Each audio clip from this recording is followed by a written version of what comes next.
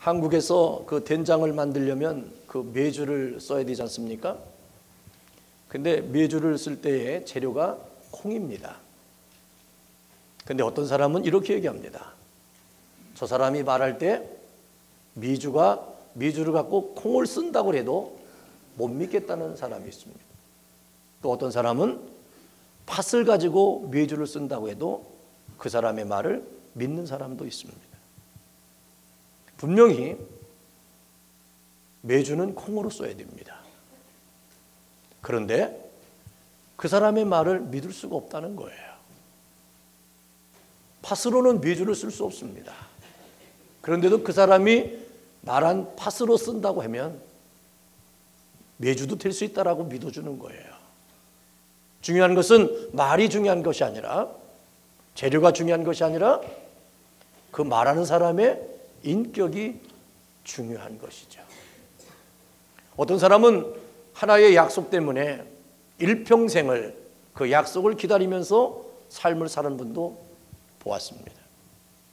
제가 어릴 때 우리 동네에 6.25 때에 결혼하고 바로 6.25 전에 한 2달 전에 결혼하고 전쟁터에 가셨어요. 그런데도 전쟁이 끝났는데도 불구하고 돌아오지 않으셨어요. 세월이 한참 흘러갔는데도 불구하고 그 할머니는 계속해서 그 남편이 살아서 돌아올 것이라고 하는 믿음을 가지고 늘 저녁마다 식사를 밥그릇에 담아서 뚜껑을 덮어서 아루묵에다가 늘 데워놓는 세월의 삶을 살았습니다. 그 할머니가 80이 넘었는데도 돌아가실 때까지 그 할머니는 남편이 내가 다시 돌아오마라고 얘기했던 그 말씀만 듣고 일평생 자녀도 없이 그 남편을 기다리다가 세상을 마감하신 분의 사연도 저는 어릴 때 보았습니다. 그가 삶을 살아가는 동안에 얼마나 많은 사람들이 그의 마음을 흔들어 놨겠습니까? 그렇지만 그 할머니는 2달밖에 살지 않던 그 남편의 말을, 약속을 믿고 인생의 전부를 그를 기다리면서 살면서 인생을 마감했습니다. 어떤 때는 너 여기서 잠깐만 있어라, 엄마가 물건 사갖고 올게 하고 엄마가 떠났어요. 그래서 그 자리에 계속 엄마가 올 걸로 기대했지만 어머니는 돌아오지 않아서 아이가 방황하다가 또 미국으로 입양돼서 지금의 삶을 살아가는 그런 눈물 어린 사연도 있습니다. 우리는 인생을 살아가면서 수없는 사람들과의 약속을 해요. 여러분들도 약속하잖아요. 내가 몇 시까지 어디로 갈 테니까 만나자. 근데 참 희한하죠. 어떤 분은 늘 10분 전에 와서 기다리시는 분이 계시고 어떤 분은 땡 하면 들어오는 사람이 있어요. 또 어떤 사람은 꼭 10분 정도 늦어서 오는 분이 있어요. 그리고 어떤 분은 더 늦는 분도 있어요. 근데 참 희한해요. 일찍 오서 기다리는 사람들은 이유가 없어요. 그런데 늦는 분들은 늘 이유가 많아요. 그래서 그런 분들한테는 콩으로 메주를 쓴다고 해도 믿을 수가 없는 거예요. 여러분, 약속을 잘 지키셔야 됩니다. 옆 사람하고 인사합시다. 약속 좀 제대로 지킵시다. 어릴 때는 부모에게 약속을 받고 약속을 기대하면서 살아요. 이제 청년의 시대가 되면 친구나 선생님들이나 주변의 사람에게 약속을 듣고 살아요. 결혼을 하게 되면 부부지간에 약속을 믿고 살아요. 나이가 이제 어느덧 먹게 되면 자녀들과의 약속에서 삶을 살아요. 만약에 자녀들이 엄마 내가 오늘 6시까지 모시러 갈 테니까 기다리세요. 그러면 어머니는요 그 말씀의 약속 때문에 하루 종일 기뻐요. 그래서 준비를 하고 있어요. 그런데 6시 반이 돼도 연락이 없고 안 와요. 그래서 전화를 하죠. 얘야 6시까지 오기로 했는데 왜 안 오니? 그랬더니 딸이 그래요. 엄마 깜빡 잊어버렸네. 내일 갈게. 그러면 이 어머니는 자괴감에 빠집니다. 자괴감이라고 하는 건 자존심의 문제가 아닙니다. 자기의 존재에 흔들림이 생기는 마음이에요. 상대가 나에게 약속할 때에는 존재를 인식한 거지만 그 약속을 그렇게 의미 없이 잃어버리고 자기를 그렇게 대할 때는 내가 지금 왜 살아서 저에게 부담이 되는 존재가 됐는가라고 하는 자존감의 문제가 자괴감의 문제로 생기게 되는 겁니다. 우리 젊은이들이 여기 많습니다. 여러분 절대로 어른들에게 부모님에게 약속한 것은 반드시 지키십시오. 왜냐하면 나로 인해서 전 자신의 존재감에 무력감을 빠지게 해서는 안 된다는 사실을 우리는 늘 기억하셔야 됩니다. 이것이 바로 약속입니다. 오늘 예수님께서도 이제 십자가를 지게 되실 일이 가까워지면서 제자들에게 약속하신 거예요. 예수님은 그 약속을 3가지를 해주셨어요. 예수님은 이 약속을 철저하게 지켜주셨어요. 이 약속을 예수님이 지키지 않았다면 예수님의 제자들은 예수님을 끝까지 믿을 수 없었을 거예요. 그리고 지금도 예수님을 믿는 사람들은 존재하지 않았을 겁니다. 예수님이 약속하셨고 예수님이 지키신 그 약속을 통해서 오늘 이날 이 시대에 우리가 그 예수님을 믿고 살아가는 것입니다. 예수님이 하신 약속을 믿고 응답받았던 제자들, 그리고 믿음의 선인들, 그리고 그 선인들은 이 땅에 계시지 않습니다. 지금 이 시대에 예수님의 약속을 듣고 성취해야 될 사람은 바로 옆 사람이 아니라 나야 되는 거예요. 오늘 여러분들에게 주시는 예수님의 약속된 그 말씀이 여러분들 개개인이 경험되어지는 은혜를 경험하기를 주의 이름으로 축원합니다. 예수님이 하신 3가지 약속은 첫째로 기도를 들어주시겠다는 약속이에요. 오늘 본문 말씀 14절에 이렇게 되어 있습니다. 내 이름으로 무엇이든지 내게 구하면 내가 시행하리라고 하셨어요.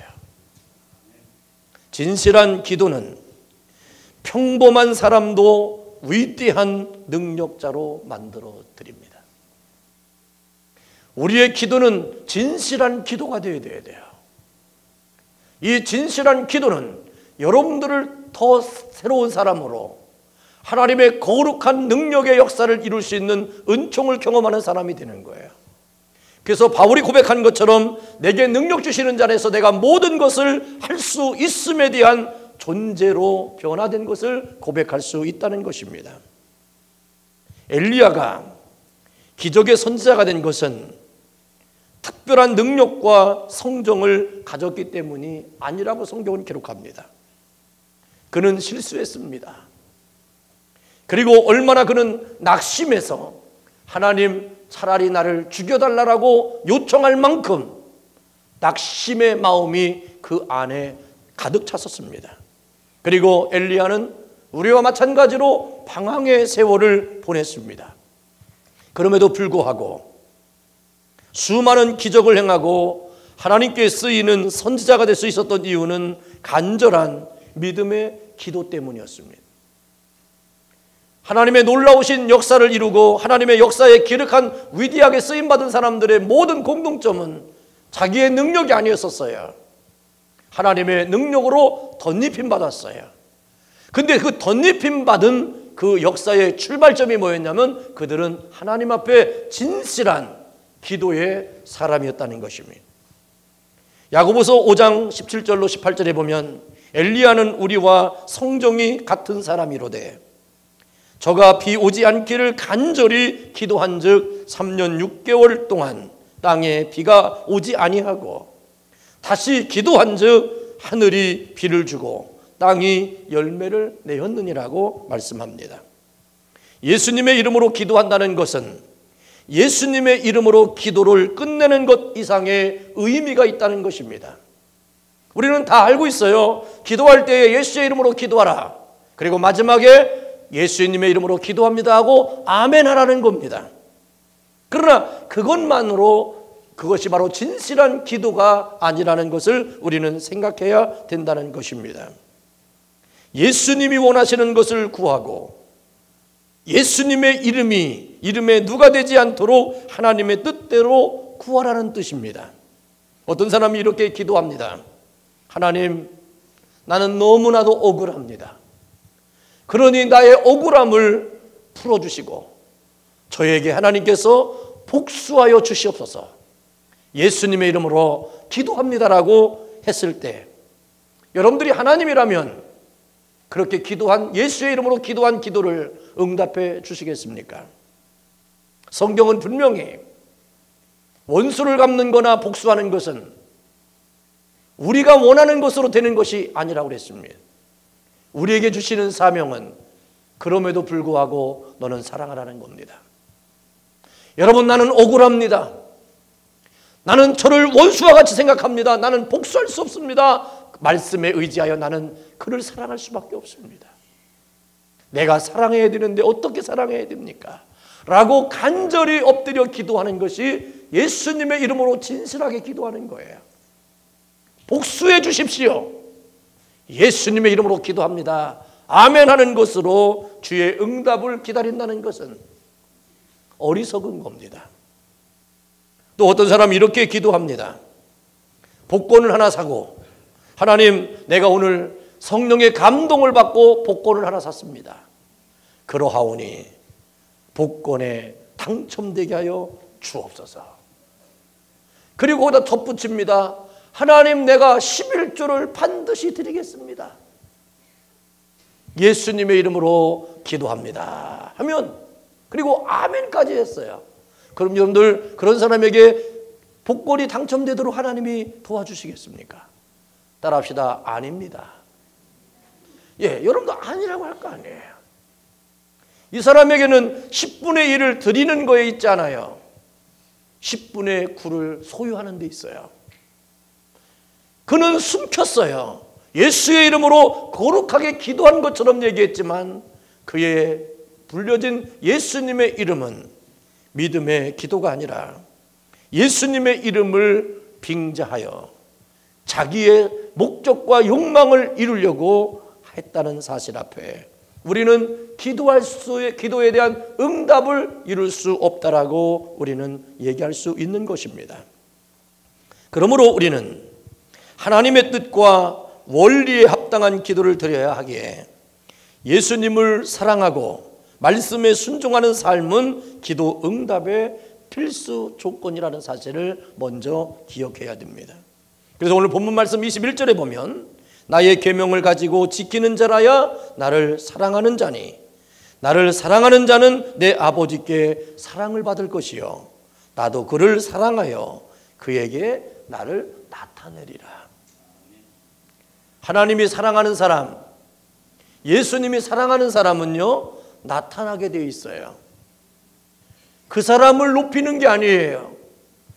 그에게 하나님이 임함으로 예수님이 임하심으로 그가 그렇게 되어졌다는 것을 나타나는 거예요.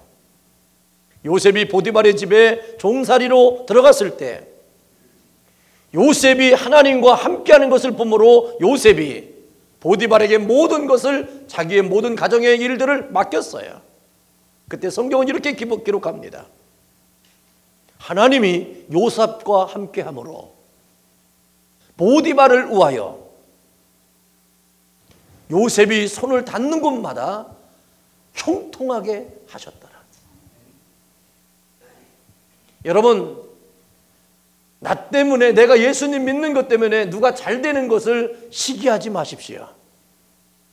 하나님은 내가 예수님을 믿기 때문에 나만 축복하는 것이 아니라 그가 나를 통해서 예수님을 알고 하나님의 은혜를 알게 하기 위해서 나를 통하여 그를 축복할 수 있다는 사실을 인정하십시오. 축복의 근원이 무엇입니까? 아브라함을 복의 근원이라고 말씀하셨어요. 그리고 너희를 통해서 축복의 통로가 되라고 말씀하셨어요. 우리는 그 복의 근원과 축복의 통로라고 하는 것은 바로 상수도 관과 같은 거예요. 이 관은요, 설치되는 곳마다 물이 다 상수원으로부터 집에까지 다 연결되어지면, 다 수도꼭지만 열면 틀면 다 물이 나오게 되듯이, 여러분, 나에게만 모아지는 축복이 아니라 나로 인하여 옆 사람이 더 행복해지고, 옆 사람이 정말로 복 있는 사람이 되어지고, 옆 사람이 웃어지는 사람이 되어야 돼요. 개그맨들의 고통이 뭔지 아십니까? 개그맨들은 자기는 웃지 않고 상대만을 웃겨야 됩니다. 그게 얼마나 힘들겠어요. 웃은 얘기를 하고 사람들을 기쁘게 해야 되는데 나는 표정하면 안 돼요. 어떤 사람은 웃기다가 지만 웃다가 마는 사람이 많아요. 그 의사 전달이 안 돼. 웃는 유머를 하는데 하려다가 자기가 웃고 말아. 이거 상대는 멍 때려. 여러분, 그러나 정말 전문가는 어떻게 됩니까? 자기는 하나도 안 웃는데 관객들만 막 대성막방하게 막 웃게 하는 거예요. 그게 프로가 되는 거잖아요. 여러분, 우리의 삶은 바로 그런 거예요. 기도의 응답이라고 하는 건 바로 그렇게 돼요. 그러니까 하나님의 사랑과 예수님이 나타난다는 것은 바로 그런 의미예요. 오늘도 여러분들 때문에 옆 사람이 행복해지고, 옆 사람이 즐거워지고, 여러분들이 옆 사람이 웃을 수 있는 그 은혜가 있어지기를 주의 이름으로 축원합니다. 기도하는 사람에게 하나님이 그렇게 만들어 주시겠다는 것입니다. 기도할 때 예수님의 이름에 합당한 것을 구하면, 하나님의 뜻에 순종하면 그 기도는 능력 있는 기도가 되어서 하나님께서 역사하신다는 것입니다. 그러면서 예레미야 29장 19절로 13절에 보면, 너희는 내게 부르짖으라. 와서 내게 기도하면 내가 너희를 들을 것이요, 너희가 전심으로 나를 찾고 찾으면 나를 만나리라고 말씀하셨어요. 하나님을 만나면 모든 문제가 해결되는 것입니다. 여러분, 우리의 문제가 많을 때 여러분들 생각해 보세요. 대통령을 만나면 대통령에게는요, 모든 결제할 수 있는 능력이 있고요, 사면할 수 있는 권세가 있어요. 어떤 죄를 졌어도요, 대통령이 사면권을 발동하면 나는 죄 없는 자가 되는 거예요. 죄 없다고 했는데 죄를 지적하면 그 사람은 명예훼손죄로 잡혀가게 되어 있어요. 여러분들, 우리에게 중요한 것은 바로 뭐냐면, 우리는 하나님을 만나야 되고 예수님을 만나야 돼요. 우리가 부르짖는 이유는 나의 목적을 이루는 데 있잖아요. 우리는 주님을 만나는 데 있어요.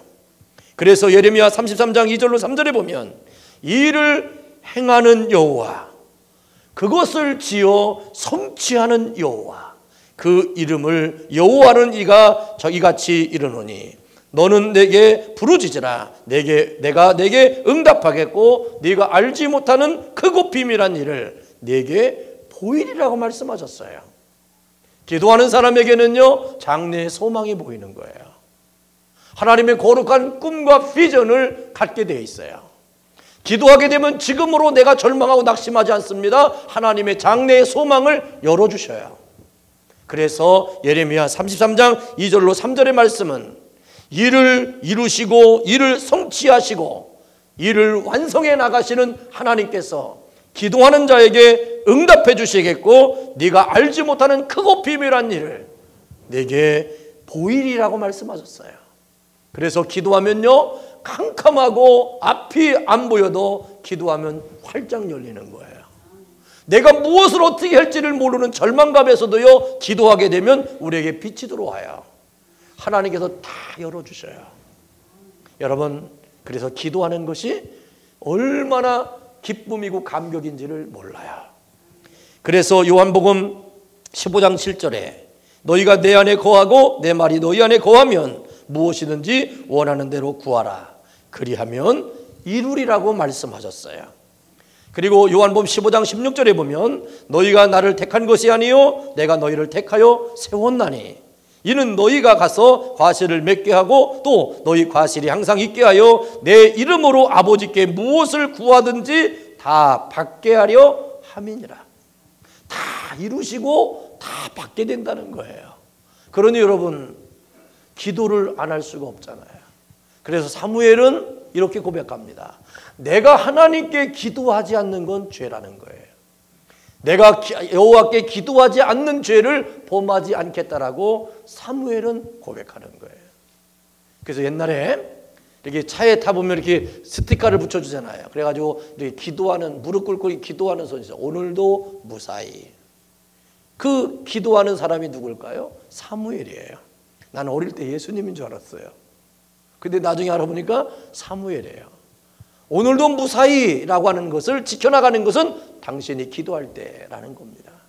오늘 여러분들의 삶 속에 항상 기도하셔서 응답해 주시마 이렇게 약속하시고 강조하신 그 거룩한 하나님의 말씀 속에 여러분들이 있으니 이제 여러분들이 이제 기도하셔서 더 하나님의 응답받는 주님의 사람들이 되기를 주의 이름으로 축원합니다. 두 번째로 성령을 보내주시겠다라고 약속하셨어요. 오늘 본문 말씀 16절에 예수님은 떠나시면서 또 다른 보혜사 성령을 보내주시겠다라고 약속하셨습니다. 만약 예수님이 뒤를 이어서 성령님이 오시지 않았다면 죄에 대한 인식과 회개, 그리고 죄사함의 확신, 양심의 평안, 성결의 은총, 기도를 돕는 중보의 영, 능력 있는 사역을 위한 성령의 기름 부으심, 성도에게 주어지는 놀라운 능력 등을 우리는 경험할 수 없었을 것입니다. 성령님이 이 땅에 오심으로 말미암아 우리에게는 놀라운 역사가 나타나게 되는데 그 역사는 바로 뭡니까? 성령이 오시니까 모든 것을 가르쳐 주시고 모든 것을 생각나게 하신다는 거예요. 예수님이 떠나시겠다고 하는 말씀을 하셨을 때 제자들이요 얼마나 극도로 불안해했는지 모릅니다. 왜냐하면 예수님 한 분만을 믿고 고향과 친척과 형제와 일터를 버려두고 예루살렘으로 왔고 예수님만을 바라보면서 살았던 이 제자들의 입장에서, 그리고 그 예수님이 이제 떠나시면 이제 누구를 믿고 사나라고 하는 그런 제자들의 마음을 여러분들은 한번 생각해 보십시오. 내 전부를 내려놓고 포기하고 한 사람만 따라갔어요. 근데 그 사람이 나를 버리고 떠나간다 한다면 여러분들 어떻게 하겠어요? 얼마나 절망감이 생기겠어요? 제자들은요 이 극도의 불안감, 초조함, 두려움과 근심이 엄습하게 됐었어요. 이렇게 하는 모습을 보고 예수님은 제자들의 근심 어린 표정과 마음과 그들의 눈물을 보시고 그들에게 어두움이 마음에 자리 잡기 전에 확신을 심어주려고 하신 말씀이 바로 무엇이냐? 18절 말씀이에요. 내가 너희를 고아와 같이 버려두지 아니하고 너희에게로 오리라. 여러분들 고아로 삶을 산다는 것은 어릴 때 이렇게 학교 다닐 때 보면 이 고아원에서 학교 오는 친구들이 있어요. 그러면 그 친구들은 가장 두려운 게 뭐냐면 친구들을 잘 못 사귀려고 그래. 사귀지를 못해요. 그러면 이게 만나서 잠깐만 얘기하다 보면 친해지려고 하면 거부를, 어느 정도 선에서 이 거부를 해요. 왜 그러냐고 그랬더니요. 그래요. 너희들이 나를 떠나면 어떡하냐는 거예요. 버림당할까 봐. 버림당하는 고통을 경험한, 어릴 때 부모로부터 형제로부터 버림을 당한 그 고통의 아픔을 가지고 있는 그 친구들, 고아 친구들을 보면서 그들이 교회로 전도해서 교회를 인도해도요 끝까지 마음을 안 열어요. 마음을 왜 안 여는 줄 압니까? 그들은 두려운 거예요. 버림당하는 것에 대한 두려움이 있어요. 그래서 어느 정도까지만 하고 그 이상은 안 하려고 그래요. 그래서 자기의 마음을 자기가 잠그고 살아요. 그러니까 깊숙한 관계성이 생기잖아요. 그러니까 사실은 그의 삶의 방식이겠죠. 그러니까 오늘 이런 제자들에게 예수님은 말씀합니다. 너희를 고아와 같이 버려두지 않는다. 예수님이 떠난 후에 어떻게 다시 오시는가 라고 하는 문제 앞에 제자들이 고민하면서 질문할 때 예수님은 성령이 오심을 얘기합니다. 예수님을 대신해 제자들과 영원히 거할 성령님은 또 다른 형태로 나타난 예수님의 실상으로서 예수님이 갈릴리에서 행하셨을 때와 똑같으면서도 이제까지와는 완전히 다른 더 나은 방식으로 실존하실 분임을 말씀하셨어요. 그러면서 예수님은 이렇게 얘기합니다. 예수님은 우리와 함께 하신 하나님이라는 거예요. 그런데 성령님은 우리 안에 계신 하나님이시라는 겁니다. 그러니까 예수님은 우리와 함께 하시는 하나님, 성령님은 내 안에 함께 계시는 하나님이시라는 거예요. 그러므로 20절의 말씀에 이렇게 되어 있잖아요. 그날에는 내 아버지 안에 너희가 내 안에 내가 너희 안에 있는 것을 너희가 알리라. 성령을 받게 되어지면 이제 하나님이 예수님이 내 안에 계신 것을 우리가 몸소 깨달아요. 성령님이 내 안에 계실 때마다 우리는 그걸 느끼게 되는 거예요. 여러분, 나와 함께 손잡고 있는 것도 중요하지만 더 중요한 건 바로 뭡니까? 내 마음에 있는 거예요. 우리가 삶을 살지만 함께는 하는데 마음에 없는 것도 있잖아요. 함께 사는데 마음은 없이 살아요. 그게 행복할까요? 그러나 부족한 게 많고 연약한 것이 많고 모자란 것이 많다 할지라도 마음에 하나가 됐어요. 그러면 그 모든 문제는 문제가 되지 않아요. 근데 외형적으로는 다 갖추어져 있는데 마음은 없어요. 그러면 그게 행복할까요? 형식적인 거죠. 체면적인 것이죠. 보여지는 것이죠. 오늘 그러나 예수님께서는 말씀합니다. 성령님이 오시면 너희 안에 하나님이 계실 거라는 겁니다. 그러면서 나중에 너희가 알게 될 거라는 거예요. 여러분 안에 하나님과 예수님과 성령님이 계시기를 주의 이름으로 축원합니다. 그러면서 그 성령님은 위로자, 성령님이 다시 오신다라고 말씀합니다. 그래서 성령을 받으면 내 마음에 참된 위로와 평안이 있게 되는 거예요. 그러면서 26절에 보혜사 곧 아버지께서 내 이름으로 보내실 성령 그가 너희에게 모든 것을 가르치시고 너희에게 말한 모든 것을 생각나게 하시리라고 말씀하셨습니다. 모든 것을 가르치시고 생각나게 하시는 성령님을 보내주시겠다라고 말씀하셨습니다. 그러므로 성령을 받으면 예수님을 알 수 있습니다. 예수님에 대한 가르침과 말씀이 생각나게 하셔서 예수님을 온전히 믿을 수 있는 사람이 되는 것입니다. 그래서 사도행전 1장 8절에 오직 성령이 너희가 임하시면 너희가 권능을 받고 예루살렘과 온 유다와 사마리아 땅끝까지 이르러 내 증인이 되리라고 말씀하셨어요. 성령을 받으면 어느 곳에 있든지 예수님의 증인이 될 수 있다는 겁니다. 왜냐하면 내 안에 계시기 때문에 그래요. 그러므로 사도 바울이 사도행전 19장에 에베소 교회를 방문했을 때 성도들에게 질문한 것이 무엇인 줄 아십니까? 사도행전 19장 2절에 너희가 믿을 때에 성령을 받았느냐라고 바울이 질문합니다. 그런데 놀랍게도요, 질문받은 성도들의 대답이 무엇인 줄 아십니까? 그들이 이렇게 고백합니다. 가로되 우리는 성령이 있음도 듣지 못하였노라. 여러분, 예수님께서 이미 성령을 말씀하셨는데 에베소 교회에는 그 당시에 아볼로라고 하는 목사님이 계셨어요. 근데 이 아볼로라는 목사님은 얼마나 지혜롭고 학식이 많은 분인지 몰랐어요. 근데 이분은 성령을 체험하지 않은 거예요. 그러니까 성령을 가르치지 못했어요. 그러니까 에베소 교인들은 성령이 뭔지도 몰랐대요. 듣지도 못했대요. 성령이 뭐예요? 그러나 이미 예수님은 성령을 받으리라고 말씀하셨잖아요. 부활하셔가지고 제자들을 찾아다니면서 한숨을 내쉬면서 고백했죠. 두려워하지 말아라. 그리고 성령을 받으라 그랬어요. 그래서 사도행전 19장 4절로 7절에 보면 바울이 가로되 요한이 회개의 세례를 베풀며 백성에게 말하되 내 뒤에 오시는 이를 믿으라 하였으니 이는 곧 예수라 하거늘 저희가 듣고 주 예수의 이름으로 세례를 받으며 바울이 그들에게 안수하며 성령이 그들에게 임하심으로 방언도 하고 예언 사람쯤 되니라. 베드로 사도 바울이 안수할 때 예수의 이름으로 세례를 주고 그들에게 안수할 때 성령이 임했다고 그랬어요.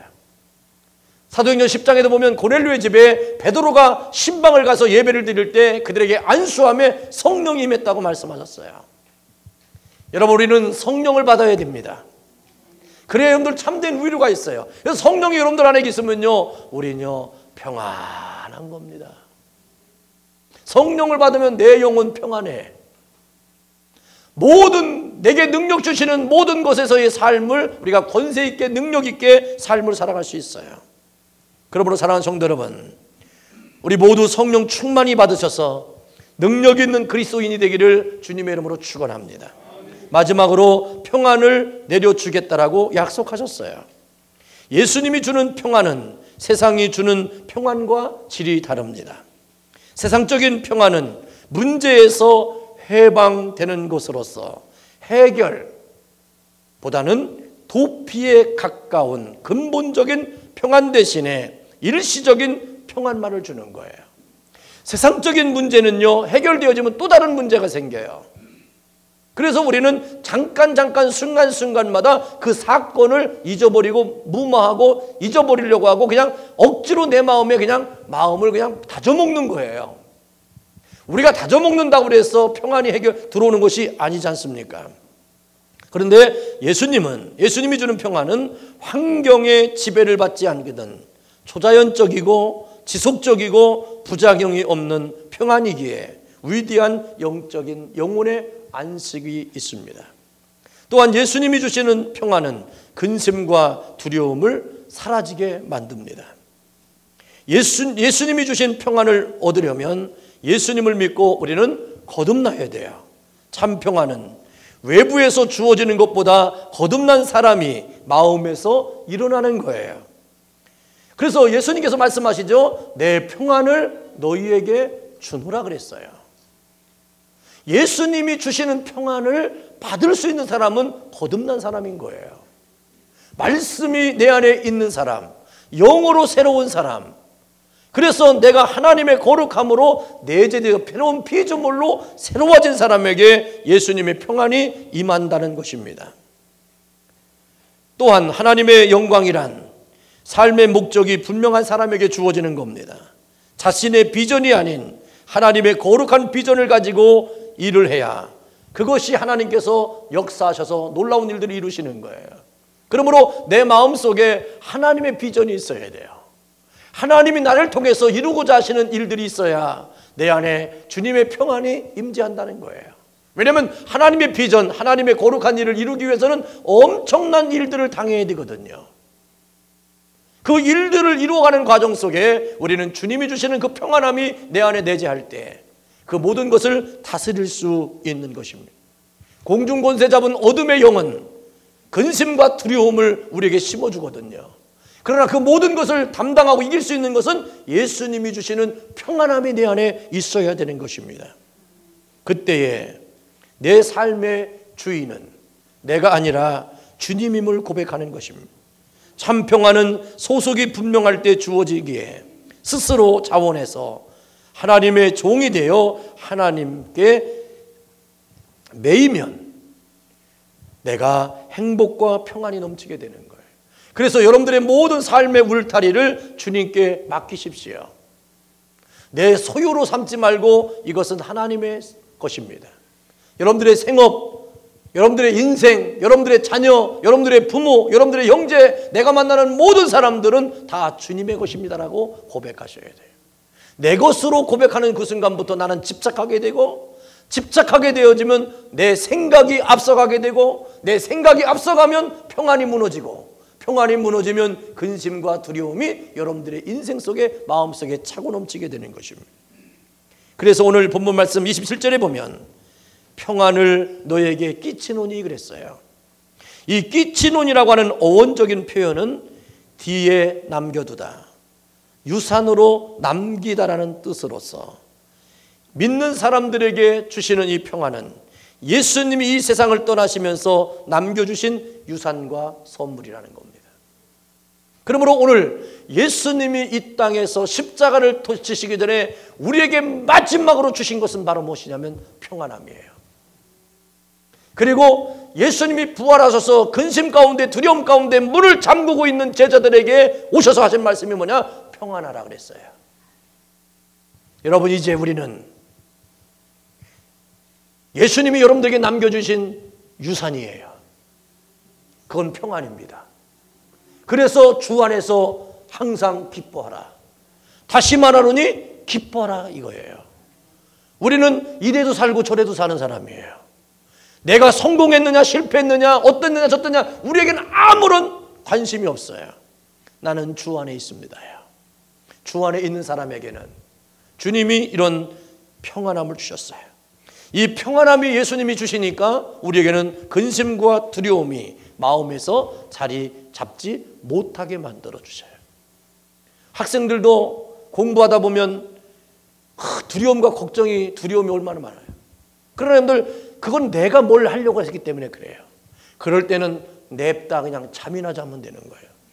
왜? 억지로 하면 아는 것만큼 헷갈려.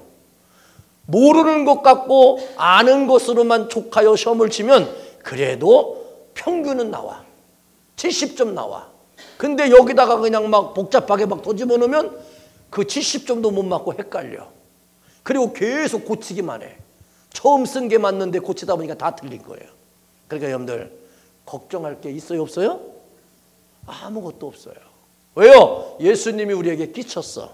뭐를? 예수님의 평안을.